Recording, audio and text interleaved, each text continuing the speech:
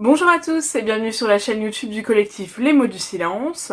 Cette semaine, j'espère que vous m'entendrez bien parce que je suis un petit peu malade et c'est vrai que du coup ma voix est un petit peu déformée et que j'ai encore plus de mal à prononcer certains mots.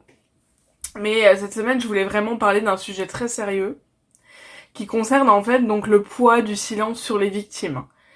Je voulais vraiment parler de ça parce que j'ai l'impression qu'il y a de moins en moins de gens qui comprennent ce poids qu'il y a sur les épaules des victimes, cette responsabilité en fait quand on en parle, où les gens ont l'impression que c'est une libération, mais en fait pas que, et avant d'en arriver à cette libération, on passe par des étapes très compliquées.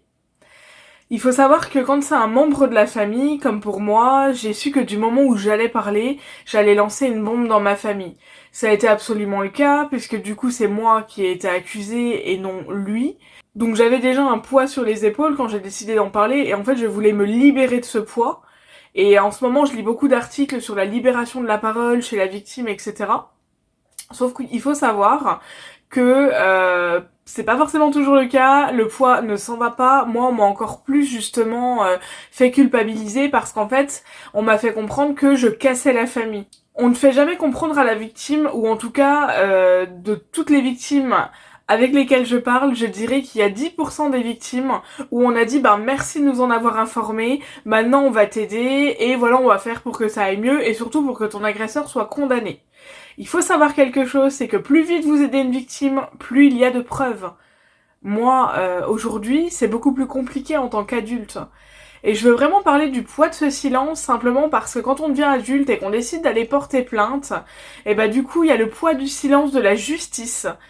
Euh, la justice qui vous donne pas forcément beaucoup de nouvelles ou qui n'avance pas. Et ça, c'est vraiment une souffrance qui est ajoutée à la souffrance. Et finalement, je pense que l'entourage ou la plupart des gens qui ne sont pas victimes ou qui ne fréquentent pas ce milieu où il y a des victimes d'inceste ont l'impression que quand on parle, c'est une libération. Et en fait, là-dessus, j'aimerais beaucoup que les gens cessent de penser qu'une fois qu'on a parlé, tout est beaucoup plus facile. Pour moi, en tout cas, c'est pas du tout le cas. Et du moment où j'ai parlé, il a fallu affronter encore plus de choses que tout ce que j'avais imaginé. Donc après le traumatisme, en fait, vous devez tout faire pour éviter de traumatiser les autres. Il faut savoir que la plupart des gens ne sont absolument pas, malheureusement, aptes à entendre ce qu'on a vécu, parce que clairement, on a vécu un cauchemar. Donc, ne pensez pas que la parole libérée de la victime, ça lui enlève tout son poids.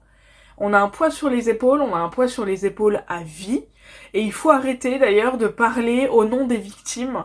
Enfin moi je sais que par exemple je déteste qu'on parle en mon nom.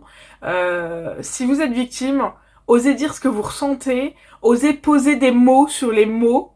Parce qu'en fait les gens le font à votre place et ils interprètent vos réactions d'une manière où ils ne devraient pas. Et ça ne vous aide pas forcément dans votre construction parce que vous avez une image qui est biaisée de vous-même. Et ça, c'est vraiment quelque chose où en ce moment je parle voilà avec des gens qui ont 50, 60 ans et où en fait cette image va les suivre toute leur vie. Alors, cette vidéo, je la fais parce que si une victime vient vous parler, si vous avez l'impression qu'elle se libère d'un poids, moi, le seul poids dont je me suis libérée un jour, ça a été de pouvoir en parler à Simon, où en fait il a pris une partie de mon fardeau sur ses épaules à lui. Tous les conjoints ne sont pas capables ou ne sont même pas prêts à faire ça. Et vous, en tant que proche de victime, aidez la victime au lieu de l'analyser, au lieu d'essayer de la juger. Et simplement pour dire que non, je ne suis pas d'accord que la libération de la parole enlève un poids. S'il y avait les structures autour, c'est exactement ce que j'aimerais qu'à terme ils se mettent en place, mais j'ai l'impression qu'il me suffira même pas de toute une vie pour réussir à faire ça. Il faut vraiment arrêter de penser que quand les victimes parlent, le poids s'enlève.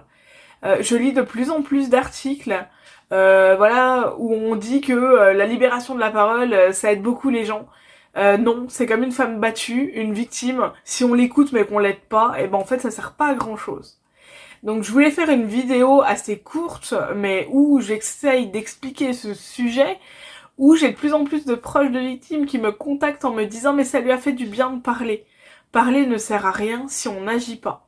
Donc j'espère que cette vidéo en tant que proche va vous aider, même en tant que victime, hein, sur la culpabilité. Vous n'avez absolument pas à culpabiliser d'avoir parlé. Euh, Donc voilà, j'espère que je vous aurai aidé et puis bah, je vous dis à bientôt et à la semaine prochaine. Au revoir.